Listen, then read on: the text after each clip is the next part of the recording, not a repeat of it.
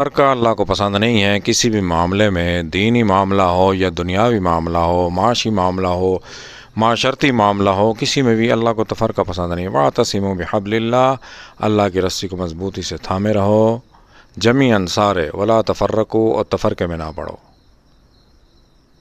اللہ کے راستے پر چلو، اللہ کی تعلیمات پر بتائے ہوئے راستے پر چلو۔ اللہ نے تمام باتیں اچھی کی ہیں۔ ولا تظلمون فتیلا، کسی کے ساتھ کوئی ظلم والی بات اللہ نے نہیں بیان کی قرآن کریم میں کہ کسی پر کوئی ظلم کیا جائے۔ تو اللہ کے راستے پر چلیں، اللہ کی رسی کو تھامنے سے مراد یہ ہے کہ اللہ کے بتائے ہوئے راستے پر چلیں تو آپ کامیاب ہوں گے دنیا میں بھی اور آخرت میں بھی۔ تو فرقہ اللہ کو پسند نہیں ہے، اتفاق پسند ہے، تفرقہ پسند نہیں ہے۔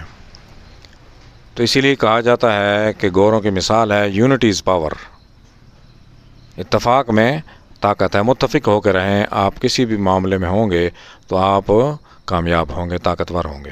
مزید جاننے کے لیے چینل کو لائک اور سبسکرائب کریں۔